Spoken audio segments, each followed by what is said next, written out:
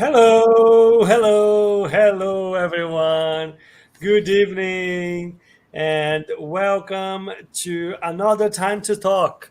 Um, a very special one because we have Faye back with us. Hello, hello. Good, nice to be back. Hello, everyone.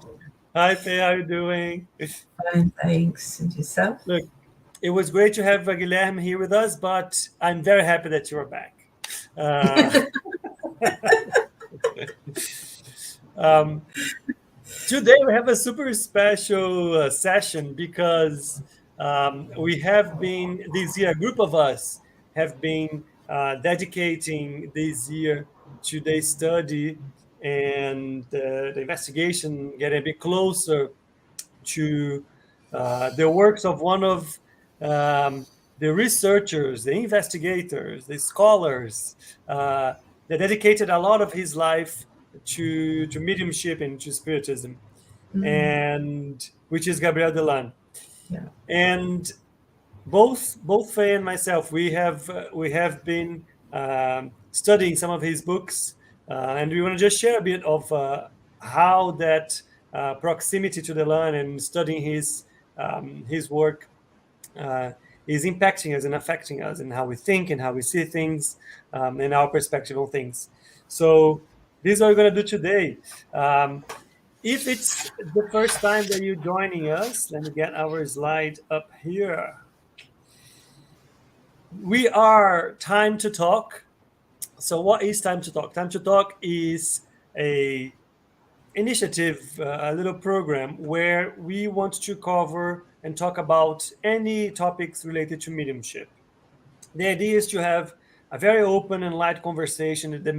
The plan is not to have a lecture on anything. The plan is to have a dynamic conversation where you watching us can, drop your comments, drop your questions, add anything. Anyways, participate with us.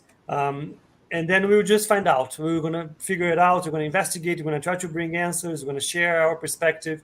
But the idea is to have an open space so people can come here and ask questions about mediumship. We are together every 2 weeks on Tuesdays at 8:30 p.m. UK time. So keep an eye out and put a reminder in your calendar so you can join us when you can or when you want. A few announcements before we dive in. Let me change this here. There you go. The three institutions that are helping us are the broadcasters, let's call it, behind this initiative. First of all, the Spiritist Society of London is a Spiritist group based in the UK, based in London, where we study Spiritism. We have a few sessions throughout the week, online sessions and face-to-face sessions, where we go through the books, study them, comment on them, pretty much committing to spreading the knowledge about Spiritism. Then we have Buzz. Buzz is the British Union of Spiritist Societies, and Buzz works like a federation trying to unite the multiple groups they have in the UK, help them in anything they want, and just be the connection between the different groups so we can move the knowledge and the sharing of the knowledge of Spiritism together. And last but not least, Kardec Radio, which is also a broadcaster who's been around for over 10 years. And Kardec Radio is also, it was created with the intention to share about Spiritism in English. There is a lot of content available from Kardec Radio, so go check all these three groups on Facebook, on YouTube, and there will be a lot of content for you there. Right. Our episode today. Today's episode 50, so we are approaching our second anniversary of Time to Talk. Yeah. Yeah, time flies when you're having fun. Investigating mediumship, Gabriel Delanne. And I think we are already giving the information there, like when you say investigating mediumship, because I think that's probably the best way of describing Gabriel Delanne. Maybe investigator is one of the best words to describe him. Not only him, but like a lot of scientists that dedicated their lives to that.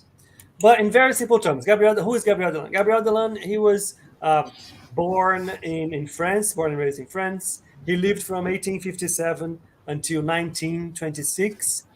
And he was a psychical researcher, a writer, an electrical engineer, and he dedicated a lot of his life to studying spiritism. His, I guess, most known book is The Spiritist Phenomenon, but he has a lot of different books talking about it. But that's just like the beginning. I want to actually, I've been talking for like 5 minutes now, so let me change the mic. Faye, I want to start talking to you, asking, when you started to read or prepare and get acquainted with Gabriel Delanne, what was the thing that marked you the most studying him and studying his works? Well, I think I said that when I first started, it's not that I was. I didn't know exactly what to expect, and but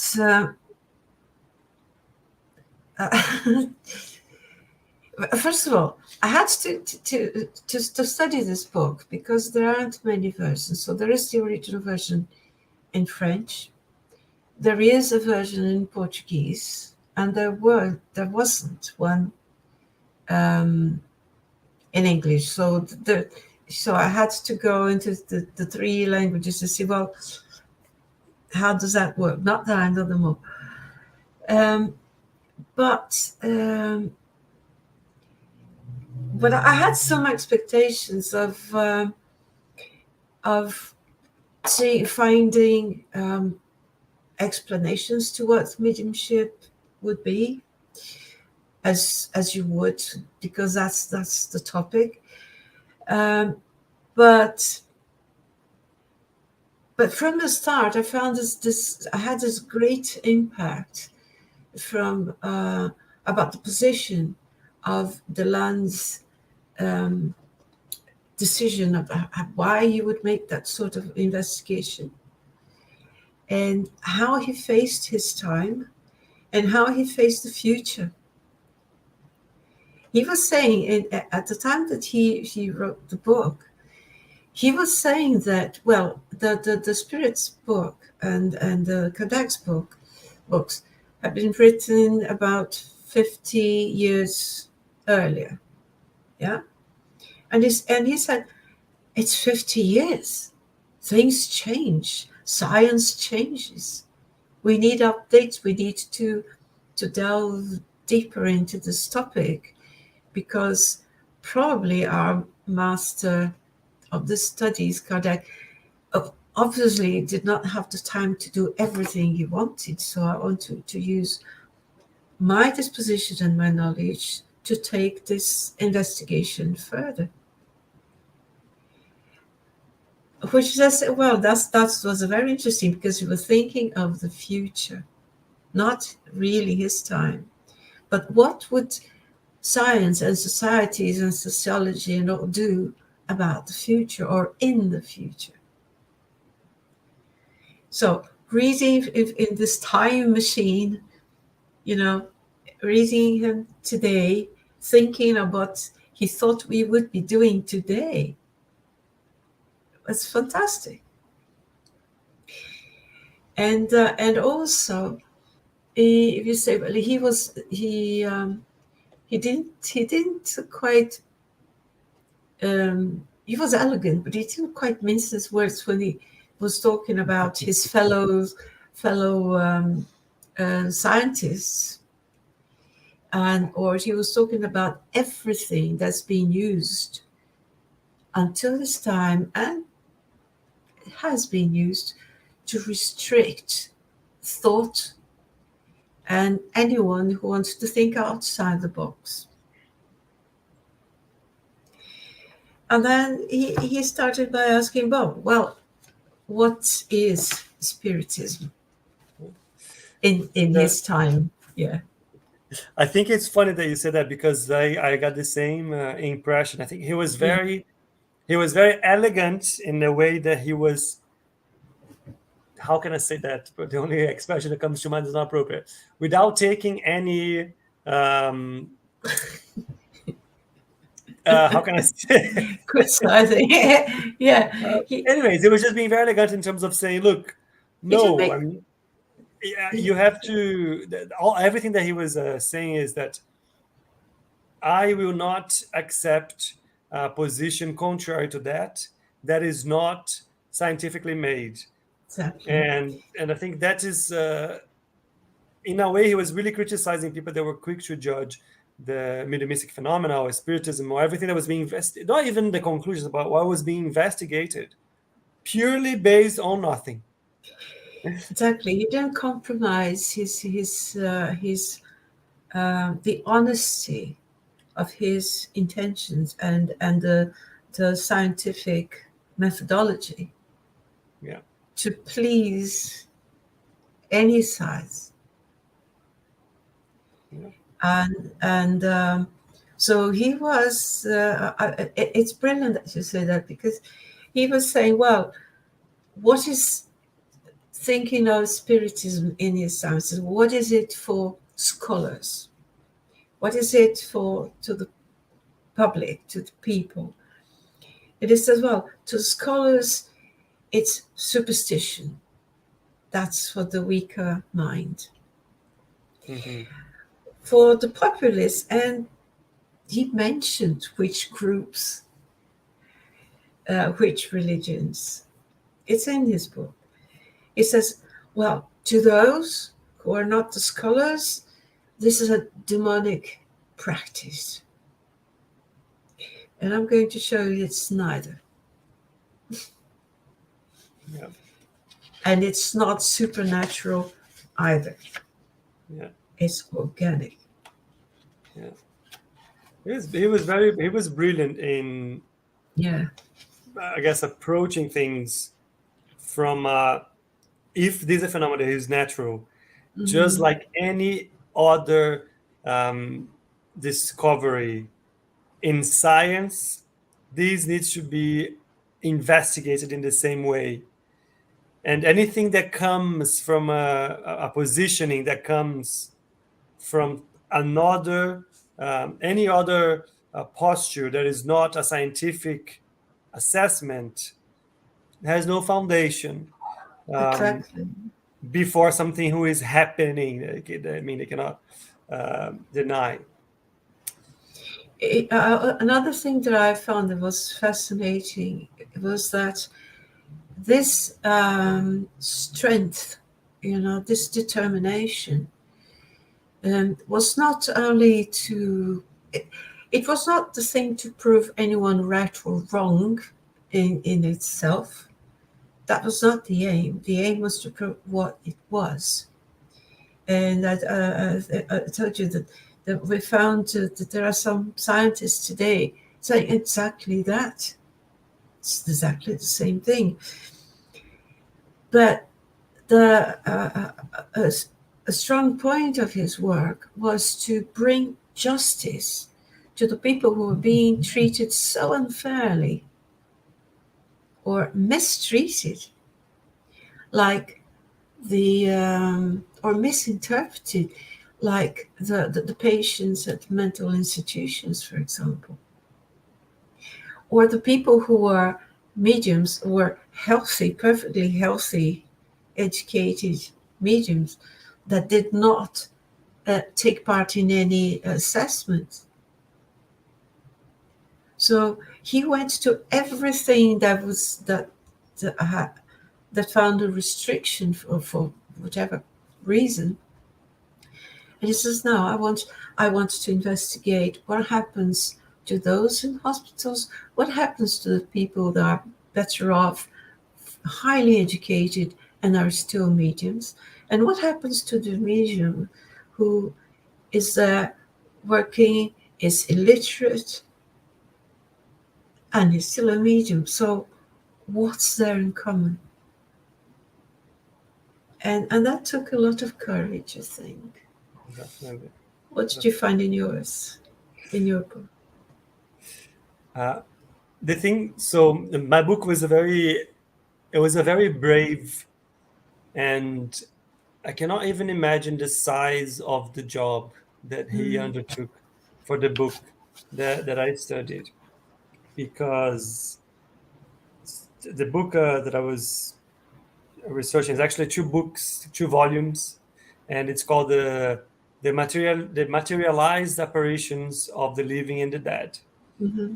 And before I go into the details of what the books talked about, the beginning of the book was the thing that got me so hooked into the respect. First of all, respecting him and respecting his way of thinking and how he was very rational, but from a Yeah. philosophical perspective.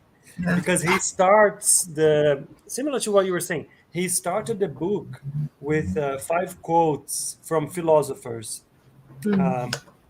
because his point was, we need to reflect.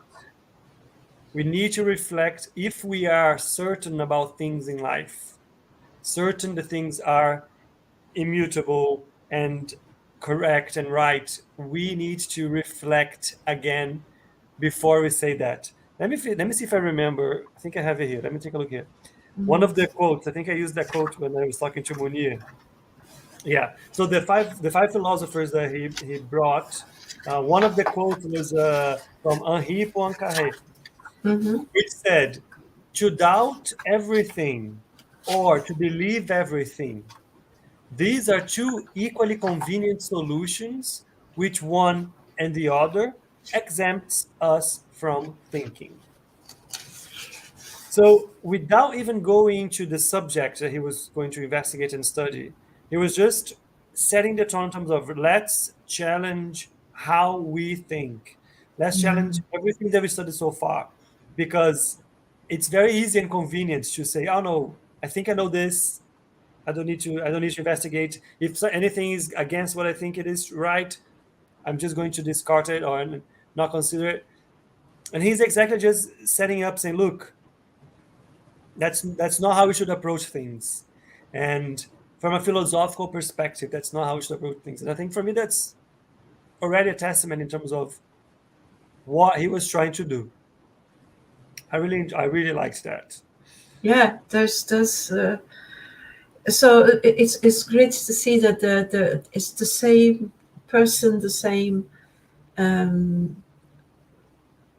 frame of mind, and I think in all the books, but particularly in the ones that you've read and the one that I've read, and one detail that you mentioned, well, it's there's such a huge number of examples of case that he studies. He used all sorts of people and to make this investigation. And so, what was the name of the title that you studied? If you can repeat. Mine is research on mediumship. Okay. Yeah. And this one was published in 1900. Okay. Turn of a century. Yeah. So he was. So what was it about? So what was the book? Well, it was he knew, he could see that the mediumship itself is would find all kinds of expressions, all ways, many ways of expression, and so he decided to concentrate on writing. more than any other. They say, okay, in order to narrow this down, I'm going to concentrate on writing. Automatic writing, not automatic. What kind of writing is it? Because you could see that apart from the dancing tables and all those other things, and some mediums would speak in different languages and write in different languages. Well, he said, well, that's all right. If you talk to somebody who's highly educated, has probably traveled, has got experience, has been exposed to languages, who has some rudiments of languages. But what about those who have never left their little farm, the little corner, and are absolutely illiterate, and still they write in perfect grammar in a language they don't even know exists. So he wanted to prove that this was a true communication from an intelligence source, and it was not hallucination from a patient. Even if it's for a patient, it doesn't mean that he's hallucinating. And he saw that patients, for example, were kind of coached through hypnotism or semi-hypnotism to do something that they would do later on, such as writing. But they had been with a therapist first.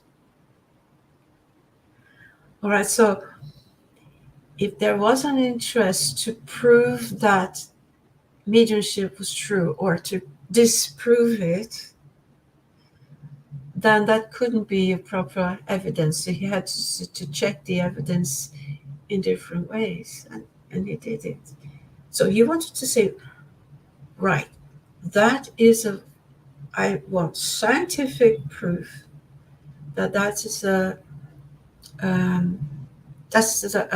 communication from an intelligent, independent source.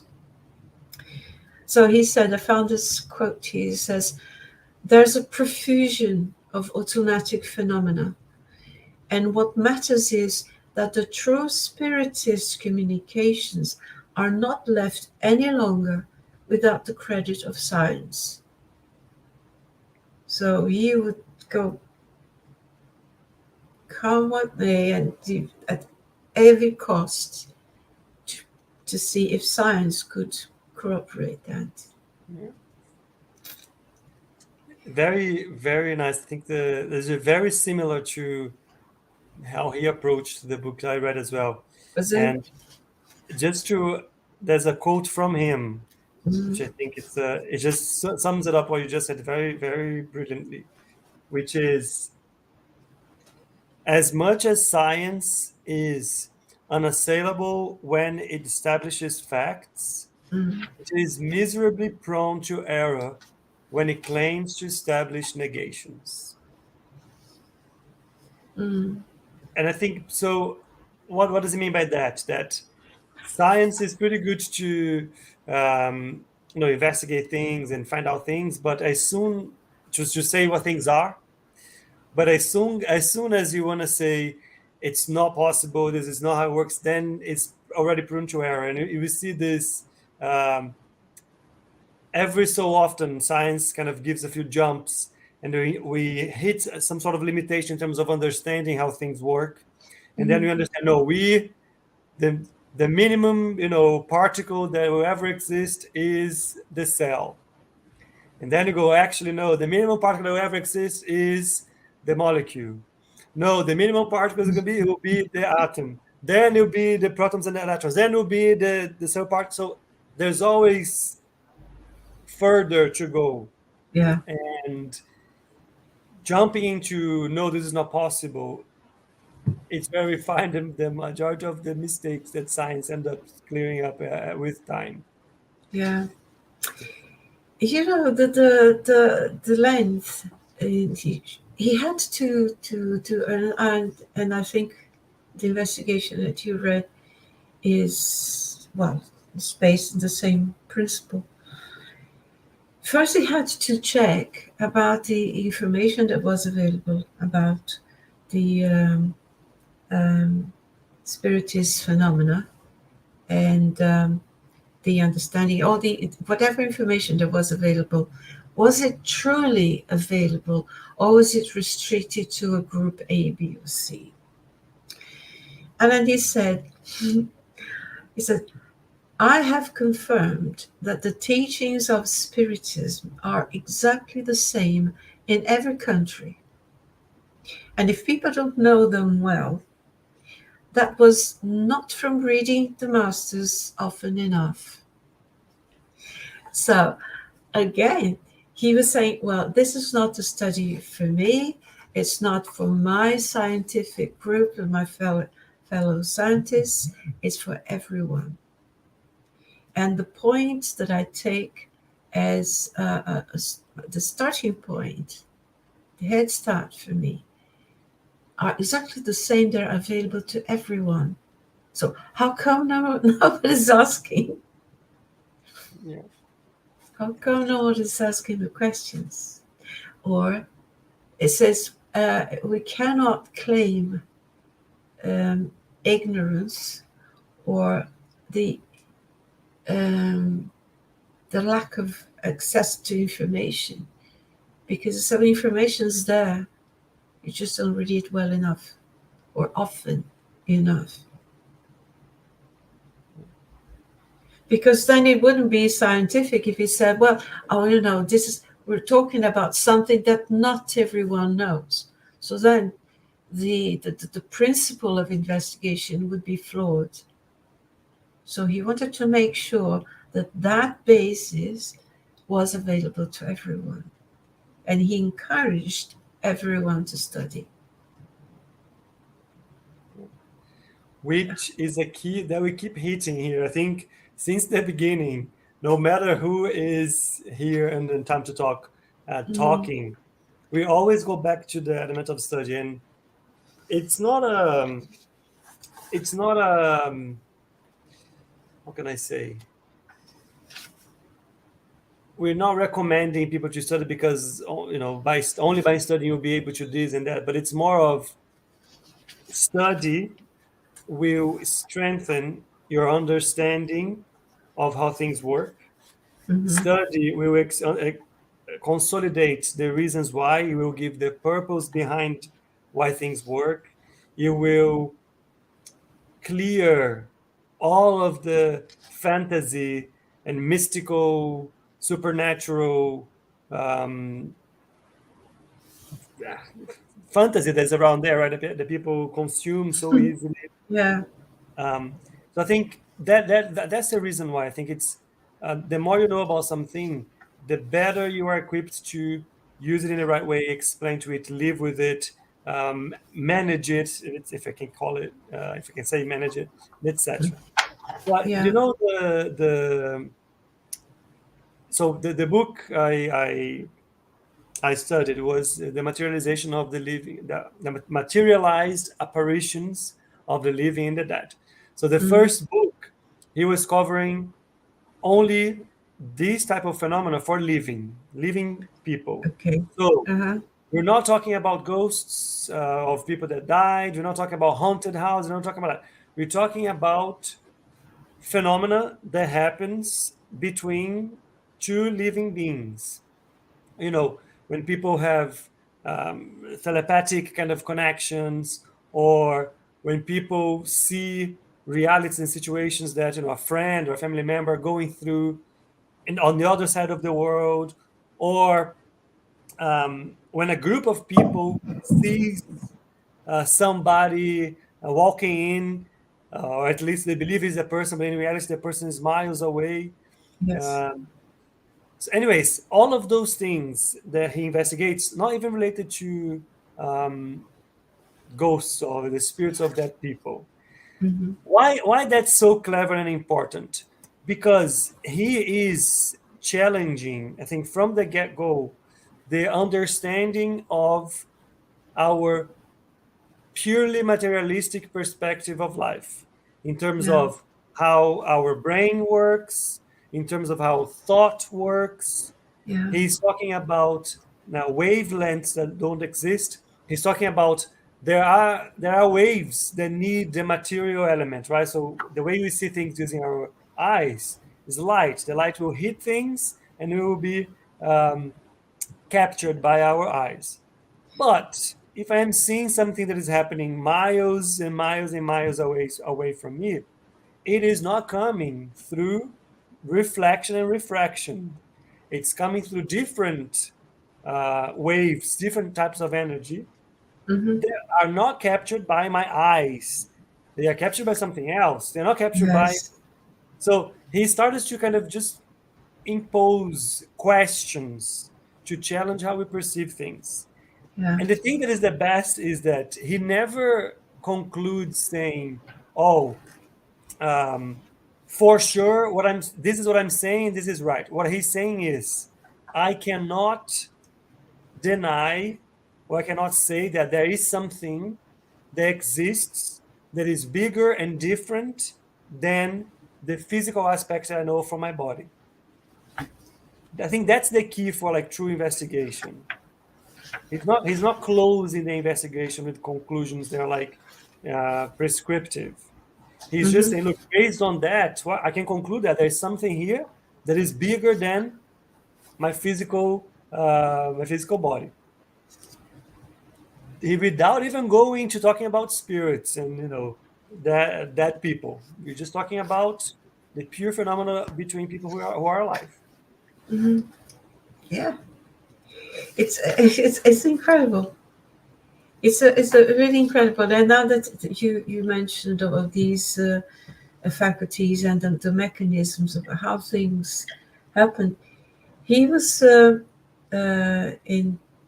in my book in the research of mediumship. There's a part when he talks about the combination that by combining electricity and energy. So he's talking about the electricity produced in the brain. Yeah. So it's the combining electricity, energy, the medium's will, and the medium's discipline and commitment. So it comes from something which is organic. There's no control. Nobody will control, because that's how the organ works. That's how the brain works. It produces this electricity. Now, once the medium understands that and he wants to work, so then it raises an awareness, there's a perception to that mechanism, how it works, how it feels, because there is a feeling, you feel it. You don't bzz, bzz, bzz, but you feel it somehow. And the medium's discipline and commitment. So you go from an uncontrolled to an awareness and a control. Combining this, different kinds of writing or communication can take place with or without the medium's other abilities to connect, to sense the environment. So it's not airy fairy, it just happens, I don't know, it came with a comet. No. It is there. It's wonderful. It's magical in the sense that it's the most refined, the most intricate mechanism in the universe that is manifested in a human composition, the human body. The awareness and the will to work with it. It's beautiful. It's brilliant. Yeah, absolutely. Yeah, and may I just say something? Sorry. Yeah. And then later on, years later, Einstein says something about his childhood. And he says he was a kid, Einstein. And just would imagine Einstein as a kid. Yeah, he was a kid. He was born Once just like upon a a time, man. yeah, just like Shakespeare, he was a kid one day. And he, like many kids, he was given a compass. And he saw that needle just moving about. So he was 4 or 5. And he was looking at it. And from that impression, he said, there is something invisible that I cannot see, like the magnetic field attracting your compass needle to point to north. I cannot see it, but there is. So if you look at nature carefully and really and pay attention, and if you're lucky, you can catch a glimpse of something deeply hidden. So that was Einstein. He was not a spiritist. There's nothing to do with it. But that was a true, honest perception of what Delanne was saying. It is there, if you care to see it, if you care to look for it. That's the difference of a scientist who is looking at things from the discovery perspective instead of the reaffirmation of what I know kind of perspective. Mm-hmm. And I find this fascinating. Do you know what impressed me as well in the work that he did was you were talking about how he went around and made sure that spiritism was the same all around. In this specific work that I read, he was for the first time he was trying to consolidate and organize everything that had been studied about this type of phenomenon, materialization. And materialization is just, I guess, one aspect. But before you can talk about materialization, you need to talk about telepathy, hallucination, ideas, hallucination that is caused by, incorrect malfunction of the brain, specific substance, over agitation, etc., etc. And he goes on to explain all of these things. He goes on to say, look, from the multiple occurrences that have been reported everywhere, we need to remove anything that can be explained from a different perspective. So anything that is, all of those items I just mentioned, they are removed. But he went on to study and read all of the materials that had been published about this subject. And I mean, everything that was kind of started to be studied in the last kind of the 50 to 60 years before him. Yeah. And he gathers information from all over the world, proving similarities in terms of the phenomena. And that's what he was looking for. Like, how can I, when I put questions to understand what's going on, do I see the characteristics across the board? So there was study groups and investigations going on in the US, different parts of the US, in Finland, in England, in Russia, in Poland, in Germany, in France, in Italy. So all of these places that I can remember now, probably there was more. Yes, that's right. That's all of these places, different investigators, and usually the investigation would always come from scientists, people that were physicists, mathematicians, not people that were investigating the supernatural or anything like that. It was people that were very much down to earth, grounded in terms of what they wanted to believe or not. The majority of them, I think there's a great curiosity, they went on to prove that the phenomena was not happening, to understand, okay, what kind of trickery is there behind this, what kind of fraud is behind this, because this cannot happen. And every single one of them that ends up, but the thing is, if you position yourself to go investigate this, you end up having to dedicate much of your time. So they spent years, some of them decades, investigating, and all of them in the end came out with what? Changing their understanding of the phenomenon, because they could not deny any longer, after all of their observations, all of their experiments, that that was not happening the way it was.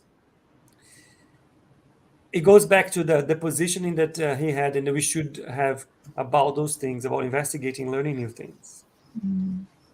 That's interesting. It's true, because I suppose that the people who collaborated with all the case studies in all those countries were taking part in the investigations that led him to write the research on mediumship. Because I'm not talking, we've got to remember, for the people who are watching it today, we're talking about 1900s, early century. No internet, no ideas of internet, no communication, not even, not so much even telephone. It's a huge, majestic work. Yeah. To have been put together in those conditions that today we would find, oh no, that's next to impossible. No, he found a way. And following, very close to what you were just saying, he was saying on this other side, that mediumship is not a supernatural faculty, that it depends on physiology and the nervous system. So that investigation had to go through that. And he said it's better manifested in good health and is not related to concepts of morality or ethical choices. Mediumship is organic. So he had to see, right, what if that is natural, if that is organic, what's different? And then to find that there's a physical, biological compositions in some people that would enable them to perform certain works, have certain duties, or certain kinds of perception, and how to use that perception. Just as we say today, well, there's left brain and right brain and this and this and that. He had said, well, there must be a logical reason for that. And at the time, he had to do this level of investigation. And just recently, I'm always listening. I love listening to scientists, astrophysicists. I like them all. And one of my favorite, Professor Brian Cox, was in an interview, in a seminar, and he said, he looked at the interview and he said like that, there are still great mysteries, and it's appropriate to think about what it means to be human. The problem comes when your religion or philosophy forces you to deny some facts and measurements. And that was precisely what Delanne said in his introduction to research on mediumship. And this one was said this year. So it's been there. Yeah. We change, but we don't change. We learn, but We try not to. I think the other aspect of of this specific work, which, by the way, is similar to you. I could find the version in Portuguese. I could find the original version in French, but not in English. No, But we're probably going to work it out to see if we can make this available. I had I had to do my version as we as Yeah, we me went too. along. Me too. Me too. But the thing for me that was the most interesting is, look, I cannot deny that I am not a scientist. I am not. I don't have any pretension to say that I am, but so like many of us, curiosity is the most again the biggest force behind my investigations and studies. Right? It's just kind of oh, how does that work? Why does this happen? And etc. Yeah. And for me, this book it fed into of my curiosity so much because they're large books. They're like around 300, and one is 300, Yes. and the other Yes. one is 400 pages. 400 odds. Yes. And but the book is like 70% of the books are descriptions of cases. Mm-hmm. So he also, first of all, he goes on to explain the cases and the experiments back then. The hundreds of validations that they had to go through to make sure that it was not being, tainted, fraud. There was no trick or fraud or anything. But there was also a lot of elements linked to the people that were giving their testimony, and the people who were confirming their testimony. They were people that needed to have a trust. Like they need to be public enough figures that had trust in terms of what they were saying. A lot of people that did not want to be associated with these things for fear of reproach or whatever. Mm-hmm. So just to notice, like and people that had absolute no interest in creating, manufacturing, benefiting from these stories, quite the opposite. Yeah. So there's a lot of checks in place to make sure that the things were they were valid and they could be accepted. Mm-hmm. But the number of cases that he shares with us, because the way he did it is Yes. he kind of separated into multiple types of operations. And then he goes on to give example after example, like with the details. And the examples are fascinating. They are super interesting. And I think that's what gets us this happens. Why does this happen? How does it happen? Why is it different in one case than in the other case? That kind of triggers, the questions that we should be kind of thinking, and the reflections that we should be thinking are going to guide us into, okay, let me try to find this answer in another book. Yeah. It's a very competent writer, isn't it? Like for yourself. When you see the number of case studies, and so okay, there's a huge number of them, but they're written with such candor and such precision. You have the dialogues, you have the feelings of people and his own and the interactions.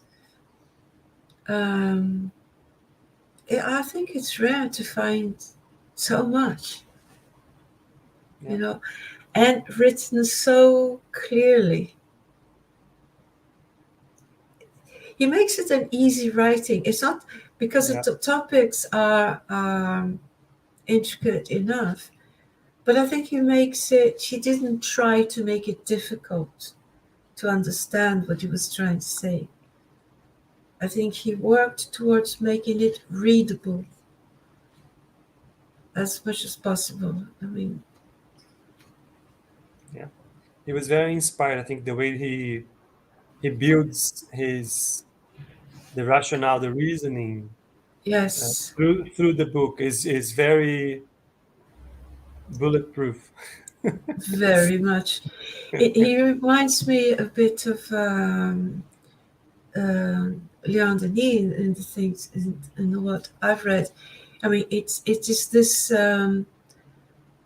enthusiastic but down to earth will to say what he finds, Mhm. isn't it? It is. He said, don't believe me just because I say it. It's because you can prove if you care to do what I've done, or even more than I've done, I'm pretty sure you'll find the same results. But he says, I'm pretty sure that being a spiritist, because he called himself a spiritist as one who takes that look to life. It's not, I mean, that philosophy, this life philosophy. He said, I'd be ready, and Spiritism would be ready to, if anyone finds any different outcome and proves it scientifically, proves it in a carefully run study, we'll take it. We're not saying this is the final. We're saying this is what we have found so far. People in the future will probably go even further. They'll have means to investigate even further than we can.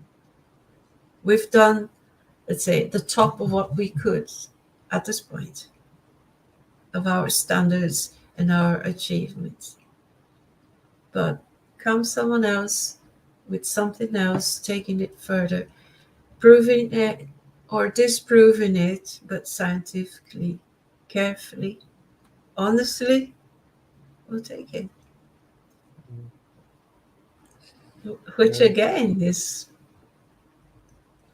he's not saying, believe me or else. No. Yeah. Believe me, because I've done it honestly. I am 100% sure of what I'm writing. But I'm not saying that this is the last evidence. You know, the other thing that I noticed with his work and the seriousness of his work is, it is, or at least it seemed, right, gives me the indication that it was devoid from personal validation or anything. So it wasn't, he wasn't trying to, you know, contact his dead father or his dead mother, or he wasn't trying to prove that he was right because of a theory he developed. It was purely the understanding of things that were in front of him, the phenomena, from a different perspective, and he was not accepting that a pure denial was enough. And I think that also brings an additional value because, again, I'm going to go back to myself. I'm giving my example. Curiosity is what's behind what my research. And I do know people that are more interested about, oh, well, I'd like to receive a message from, you know, a dead relative or friend, and I want to investigate this, but only to make sure that the message from them, and I kind of get lost into trying to find that specific proof that, you know, their relative is there and so on, and I kind of miss the point Yeah. that the phenomena is not there to, you know, cover something that you want. The phenomena is there for something much bigger than that. And I think that the trick is the reflection that by understanding that the phenomena is possible, what is behind, what comes with it. It comes the Yeah. realization of life after death. It comes the realization of the possibility to influence and communicate with spirits. It comes with the realization that we are more than our bodies. Those are the reflections that should come from investigating the phenomenon. It's it's on this other book. When it's funny because what you're saying is like a continuation, or is adding a corroboration of what is written before. And you're talking about after death, and he says that after death, after the death of their physical body, a spirit can still communicate thoughts to these delicately constituted beings, the mediums. I said, ha! This is a magnificent discovery that opens doors to a new world. He said, but he says, well, like in everything, if I want to investigate something, you've got to understand the nature of that phenomenon, and perhaps and change and adopt a different perspective or a different environment to understand it. So if you want to break the atom, you're not going to do it in my kitchen. You're going to do it somewhere else. That's far more appropriate. It will happen, but not in my kitchen. Right? Yep. And so he says, the lack of some specific knowledge may delay the process of reaching positive results. As much as switching on the light in a dark room will impede the processing of a photograph. Well, you want to process a photograph, fine. In a dark room, if people know what a dark room is, or they have seen, it's a dark room because that's what it has got to be, a dark room. You cannot process it in a light room, in the light floodlit room. So it's just like that. So you've got to observe the environment and accept that some things happen in some environments. As much as developing a photograph in the lab takes specific conditions, takes instruments and takes conditions, like being in a dark room where the only light that might be lit is red, because it does not interfere with the chemistry of the paper and the fluids and all that. Yeah. And then you can bring it to light. Then when it's fixed, it's done. Then you switch on the light and there's a photograph. But not before that. Yeah. And again, that was, I think he was posing describing the conditions to just about every research along the century, 19th, 20th century. Every scientific condition needed their environment. Yeah. Isn't it? And absolutely. Just like any other phenomenon in nature. exactly, yes. Yeah. You're not going to see fireflies in daylight. You're going to see them at night. Very good, Faye. We are at the end. I think we reached our limit here, but it was a great talk. Let me give the announcements before we say our goodbyes. There you go. They usually have 3 announcements here. First of all, on every Monday we have our sessions where we study the André Luiz series. We moved on. We're in the 2nd book now, The Messengers. So if you'd like to join, have the details here. You have Ebony helping coordinate these studies. Please dial in if you'd like to read. The Messengers is actually a great book that talks a lot about mediumship. So it's a brilliant book. Then I have Spiritual Light every Wednesday, different guests, different topics. Tune in so you don't miss out. And we also have the Mediums book study groups on Saturday. We're going, again, slowly, item by item, opening up for as much conversation and questions as possible. So feel free to join us on this Saturday. Faye. Yes. This was great. It was a great conversation. Brilliant. Yes. I was dying to hear about what you had to say about it. It was pretty good. I hope it ignited some curiosity on people. It helps them in terms of also looking into what kind of books and the kind of authors they can see. They, of course, go to Allan Kardec as a basis. André Luiz always mentioned. But not only those, we have Gabriel Delanne. He contributed a lot through the research about the phenomena, about spiritism in general, but he has a lot there that can help us and guide us. Yeah. And he wants to be heard. Yeah. He wrote saying, just let me hear it. Let me listen Nice. up. Yeah. Okay, then. Thank you very much, Faye. I Thank will you. hope to see you in 2 weeks' time. Sure. And Thank you. hope to see everybody in 2 weeks' time. Likewise. Bye, everyone. Bye.